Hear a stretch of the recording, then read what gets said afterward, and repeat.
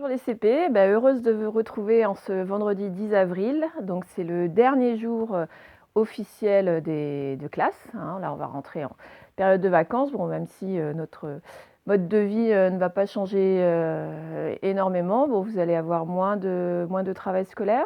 Donc pensez quand même à aller voir lundi prochain sur YouTube. Vous aurez vos vidéos pour le son de la première semaine, on va dire. Et puis le lundi d'après, vous aurez vos vidéos pour le son de la deuxième semaine. D'accord? Et puis dans la semaine, je ne peux pas vous dire quand encore, si vous allez par curiosité sur YouTube, vous verrez des vidéos, comme je vous disais, de révision d'anglais ou de lecture d'albums ou de romans que je ferai. Ça, c'est si vous voulez. Voilà. Donc on va commencer tout de suite par la lecture. Vous allez me rappeler quel son on a vu hier. Donc voilà, c'était le son 1 que l'on connaissait déjà. On avait vu qu'il se faisait IN comme le poussin. Mais hier, on a vu 3 nouvelles façons de le faire. Alors, on va les rappeler. On a un qui peut s'écrire EIN, comme dans peintre. AIN, comme dans main. Et AIM, comme dans fin. Ou essaim ou d'un. Voilà, c'est beaucoup ça. Voilà, alors on va aujourd'hui plutôt lire les phrases et puis l'histoire en rapport avec l'illustration que l'on a décrite hier, avec Taoki, Hugo et Lily qui sont toujours à New York, qui sont devant la Statue de la Liberté, ce symbole des États-Unis. Et puis pour ça, on a besoin, donc on va juste avoir un mot outil aujourd'hui. Et il ressemble beaucoup à celui que l'on a vu à la dernière leçon. Donc je pense que vous n'allez pas avoir trop de mal à le lire. Alors, je vais l'écrire au tableau. Voilà. C'est bon? Ouais, c'est bon. Hop. Ça. Donc, vous voyez effectivement qu'il ressemble au 7 qu'on avait vu l'autre jour. 7 qui servent à désigner cette fille-là. Bon, sauf qu'à la place des 2 T, ce sont 2 L. Donc, du coup, vous allez, je pense, être capable de le lire. Voilà, c'est écrit selle. Mais selle, pas dans le sens la selle du vélo ou la selle du cheval. C'est dans le sens ma maman, c'est celle qui a les cheveux noirs. Ouais, ça sert à désigner aussi. Ma maison, c'est celle qui a le toit orange. D'accord? C'est dans ce sens-là. Alors, on va apprendre à l'écrire en attaché. Donc, c'est directement le E, directement les 2 L et directement le E. Vous voyez, je n'ai pas du tout levé mon crayon. Donc, vous allez vous entraîner sur l'ardoise en ne levant pas le crayon, en faisant un geste très fluide comme ça. Et puis, quand vous le savez bien, vous pouvez relancer la vidéo. Alors, à tout à l'heure. Ça y est, c'est bon? Alors, vous allez prendre votre Taoki. Du coup, on va pouvoir lire d'abord les phrases qui n'ont aucun rapport avec notre dessin. Alors, on y va.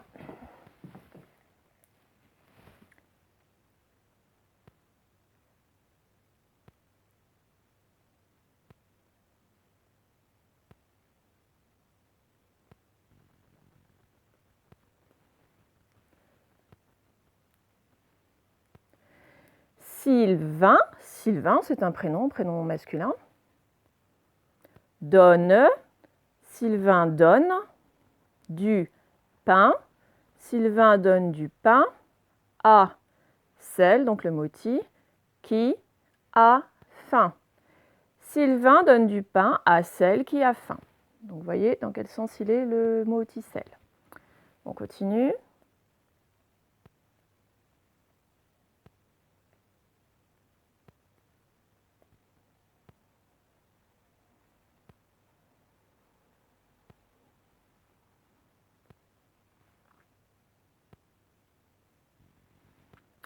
Le peintre est arrivé, donc le peintre est arrivé, en train le lendemain. Le peintre est arrivé en train le lendemain. D'accord? Bon, eh bien, on a ce texte-là pour l'histoire de Taoki. Donc, on regarde un petit peu l'image. Bon, vous l'avez sous les yeux, vous. Et puis, on va lire ce qui correspond. Alors, c'est parti. Je me cale. Voilà.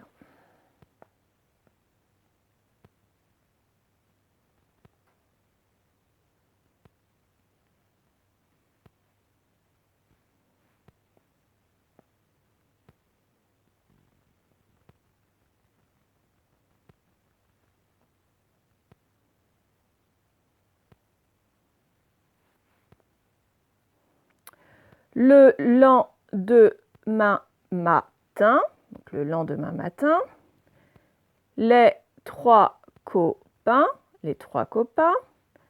partent voir la grande statue. Partent voir la grande statue. Donc le lendemain matin, les trois copains partent voir la grande statue. La grande statue, c'est évidemment la statue de la liberté.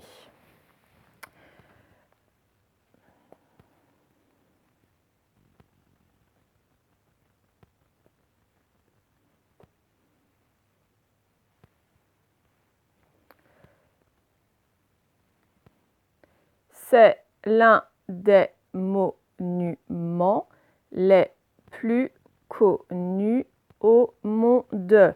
C'est l'un des monuments les plus connus au monde. Bon, c'est ce que je vous disais hier.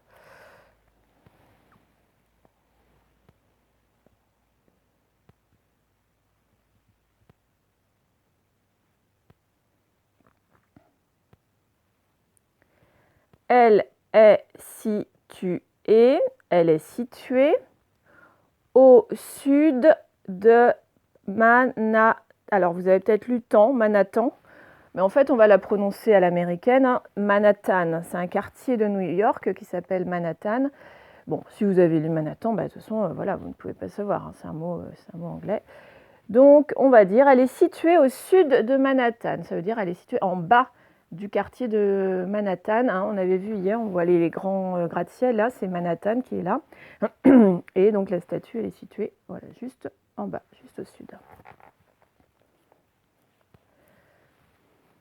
On est là, pardon.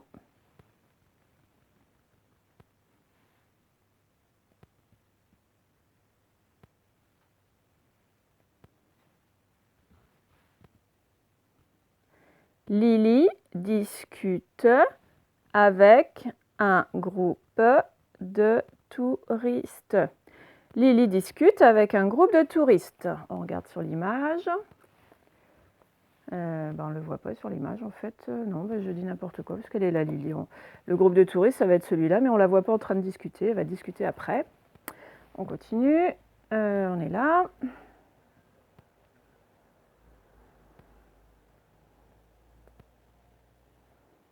Leur guide est américain. Leur guide est américain. Donc un guide, ça peut être soit quelque chose d'écrit, un plan sur lequel on indique les beaux endroits où aller quand on est touriste, ou soit ça peut être une personne qui nous guide justement lorsque l'on visite quelque chose, qui nous explique des choses. Donc là, je pense que dans le groupe de touristes, le guide c'est celui-là hein, qui est en train avec son papier, avec ses notes, d'expliquer sans doute l'origine de la Statue de la Liberté, etc.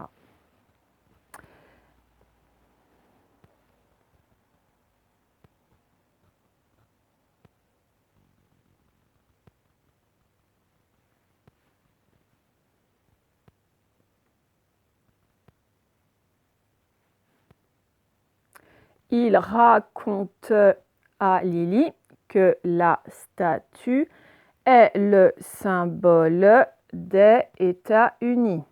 Il raconte à Lily que la statue est le symbole des États-Unis. Voilà, quand on parle des États-Unis, quand on voit la Statue de la Liberté, on pense tout de suite aux États-Unis.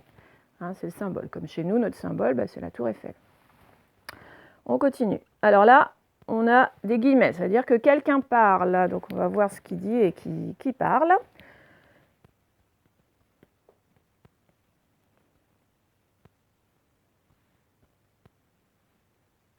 Lors de mon prochain séjour à Paris.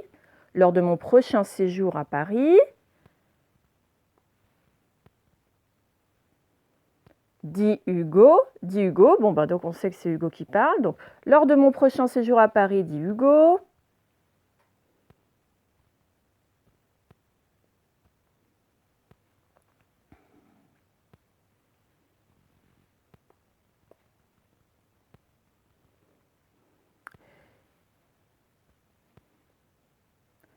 J'irai voir sa copie près de la tour Eiffel au bord de la Seine. J'irai voir sa copie près de la tour Eiffel au bord de la Seine. Donc si on relit depuis le début. Lors de mon prochain séjour à Paris, dit Hugo, j'irai voir sa copie près de la tour Eiffel au bord de la Seine. Donc là, il parle de qui, de quoi quand il dit voir sa copie? Il parle de la copie de la Statue de la Liberté. Parce que, je ne sais pas, vous l'avez peut-être déjà vu, si vous êtes allé à Paris, pas loin de la Tour Eiffel, à côté du musée du Quai Branly, tout ça, il y a la Statue de la Liberté. Bon, c'est pas la vraie, évidemment, c'est une copie, et elle est beaucoup plus petite que la vraie. Mais voilà, tout comme il y a des mini Tour Eiffel dans différents endroits du monde, dans différentes grandes villes du monde, il y a une mini Statue de la Liberté à Paris, et donc on appelle ça une copie. D'accord ? Donc Hugo, il a envie d'aller voir sa copie quand il sera de retour à Paris. Au bord de la Seine, je vous rappelle, c'est le fleuve qui traverse Paris, un grand fleuve français.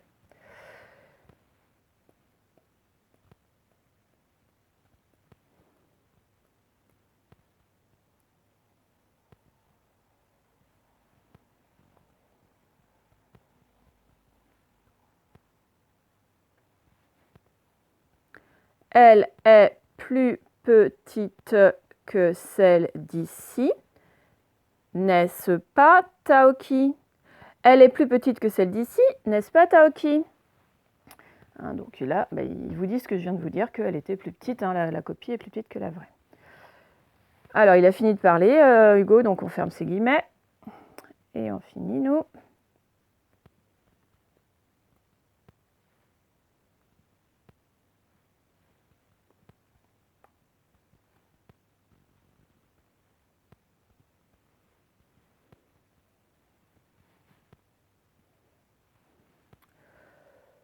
Debout sur un banc, Taoki imite la statue, une fausse flamme à la main. Debout sur un banc, Taoki imite la statue, une fausse flamme à la main. Et effectivement, regardez, il est sur le banc, il est en train d'imiter la statue, il fait comme elle. Et il a une fausse torche, une fausse flamme à la main. Donc Lily et Hugo le prennent en photo. Ok? Bon, on va tout relire cette histoire. C'est parti. Le lendemain matin, les 3 copains partent voir la grande statue. C'est l'un des monuments les plus connus au monde. Elle est située au sud de Manhattan. Lily discute avec un groupe de touristes. Leur guide est américain. Il raconte à Lily que la statue est le symbole des États-Unis. Lors de mon prochain séjour à Paris, dit Hugo, j'irai voir sa copie près de la tour Eiffel, au bord de la Seine. Elle est plus petite que celle d'ici, n'est-ce pas, Taoki? Debout sur un banc, Taoki imite la statue, une fausse flamme à la main. Et voilà. Bon, on va passer aux exercices. Du coup, vous allez pouvoir prendre votre fichier violet d'exercice. Voilà. On était rendu au numéro 7, ici.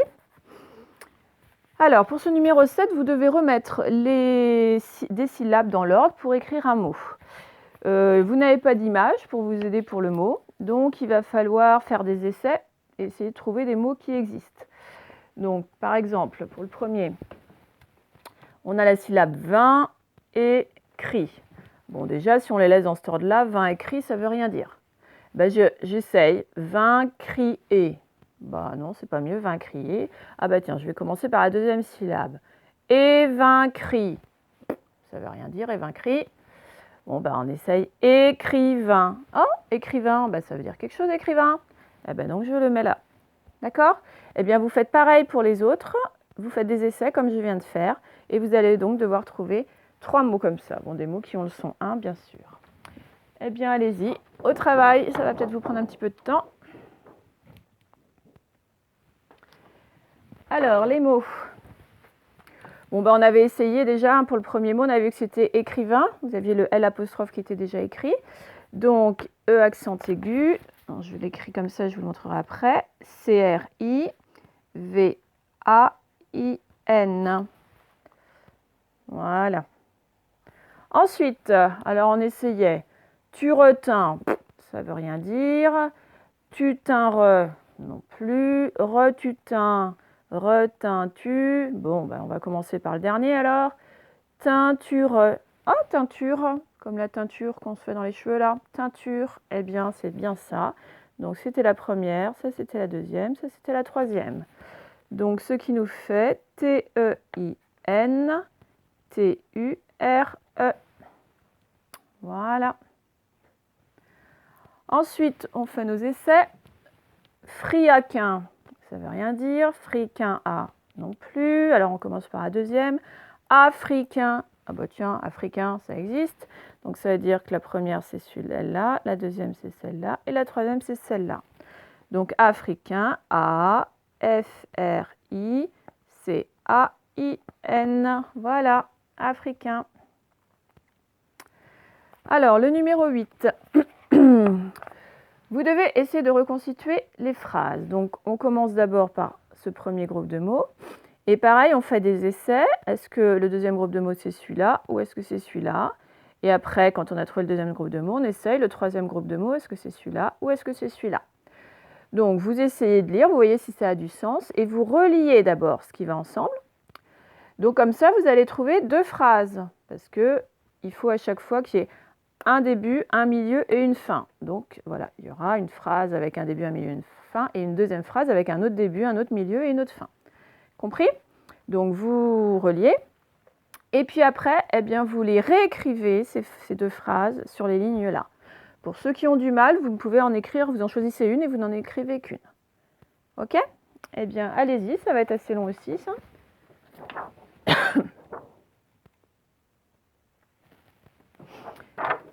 Alors, les phrases. Bon, ben, on commence par le premier groupe. Un essaim d'abeilles. Un essaim d'abeilles. Je rappelle qu'un essaim, c'est un nid. Alors, un essaim d'abeilles a donné sous le toit. Un essaim d'abeilles a donné un coup de frein. Bon, non, ça va pas, ça veut rien dire tout ça. Donc, on va essayer avec le deuxième. Un essaim d'abeilles est accroché sous le toit. Ah bah tiens, un essaim d'abeilles est accroché sous le toit. Ça, c'est tout à fait correct. Donc, c'était ceux-là qui allaient ensemble. Ok? Romain, eh ben, du coup, on va vérifier si ce qui reste, ça va. Romain a donné un coup de frein. Bah oui, c'est bien. Romain a donné un coup de frein. Donc voilà comment devaient être mis ensemble les groupes de mots. Bon, et puis vous avez dû les écrire. Bon, je ne vais pas les écrire, vous avez les mots sous les yeux pour le modèle. Ok? Bon, on va sur la page d'en face. Bon, là, vous commencez à être habitué à ce genre d'exercice. Vous avez 1, 2, 3, 4, 5 mots en attaché. Vous devez mettre ces 5 mots dans les 5 trous qui sont là, mais bien sûr au bon endroit. Pour ça, il faut que ça ait du sens. Hein. Donc, pareil, vous faites des essais. Donc, on va faire le premier ensemble. La statue de la liberté est le 111 des États-Unis. Bon, ben, on essaye. La statue de la liberté est le Paris des États-Unis? Non. La statue de la liberté est la statue de la liberté des États-Unis? Non, ça ne veut rien dire. La statue de la liberté est le Lily des États-Unis? Oh, bah non. La statue de la liberté est le flamme des États-Unis? Bah non. La statue de la liberté est le symbole des États-Unis? Ah, voilà, c'est ça. Donc là, je sais que c'est symbole. Donc j'écris symbole, je le barre et je fais la suite après.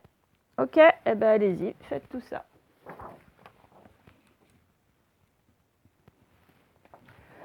Alors, on va mettre les mots dans les bons trous. Donc, on a vu que le premier, c'était le mot symbole. Hein, donc, je le mets directement. La statue de la liberté est le symbole des États-Unis. Voilà. Ensuite, Hugo ira voir la copie de la statue à... Bon, on n'a même pas trop besoin de faire des essais. Là, on voit par le sens, Hugo ira voir la copie de la statue où, on avait vu, c'était à Paris. Et puis, en plus, on a la solution là, Paris. Donc, c'était bien le mot Paris qu'il fallait mettre. P-A-R-I-S. Voilà. Ensuite, 1-1-1, parle avec des touristes. Ah ben ça, c'est pareil, si j'ai bien retenu l'histoire, je sais que c'est Lily qui parle avec des touristes, et puis on l'a, Lily, comme proposition. Donc, je n'essaye pas plus loin. C'était Lily, L-I-L-I, qu'il fallait écrire. Taoki a une fausse 1-1-1 dans la main.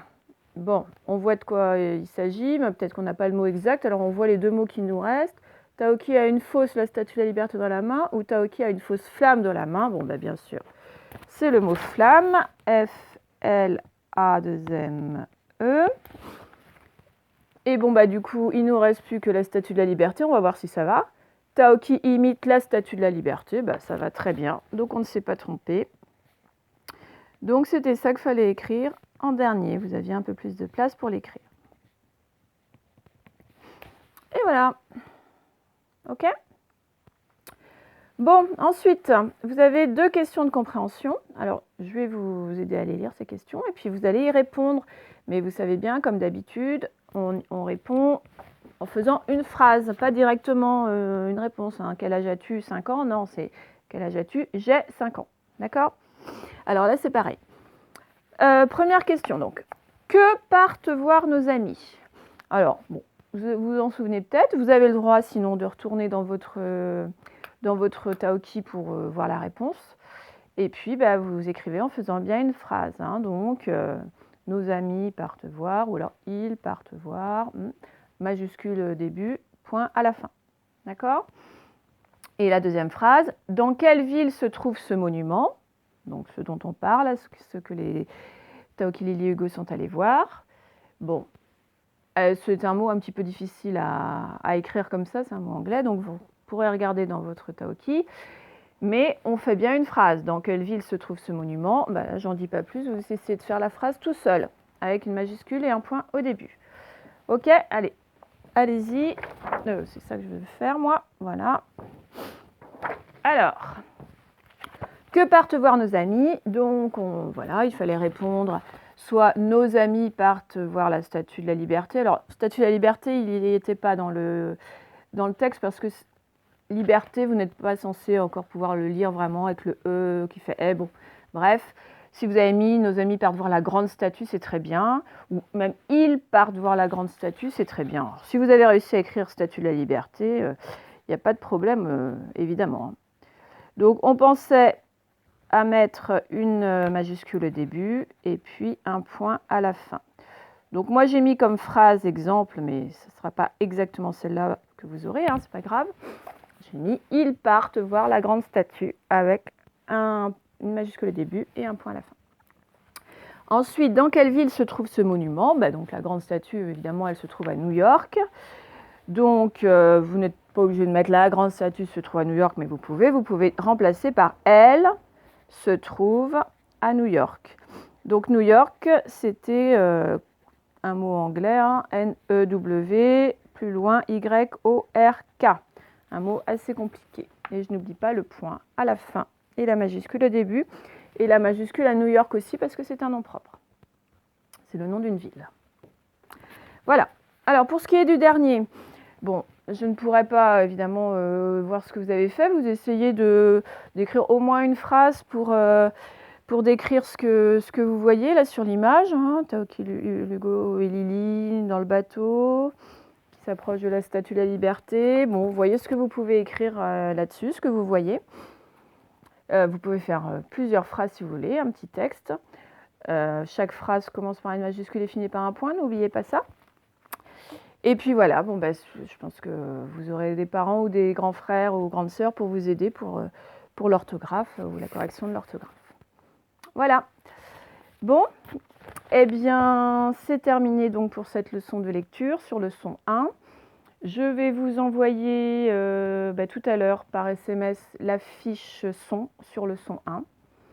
Vous avez eu hier normalement la lettre G, donc là, le son 1. Et peut-être que si le confinement se prolonge, je vais vous faire un petit dossier à chacun avec toutes les fiches son qui restent. vais les agrafer ensemble et puis je proposerai à vos parents de passer les chercher à un moment. Je mettrai tout ça dans une caisse. Bon, j'indiquerai tout ça dans un futur message ou une future vidéo, je ne sais pas trop. Mais ce sera peut-être plus simple plutôt que de les prendre en photo à chaque fois les fichons, quoi. Bon, on en reparlera, on verra ça d'ici là. Pour l'instant, voilà, c'est presque les vacances, hein, un petit peu moins de travail. Bon, bah, on se voit tout à l'heure quand même pour la dernière séance de cahier du jour. À tout à l'heure les CP.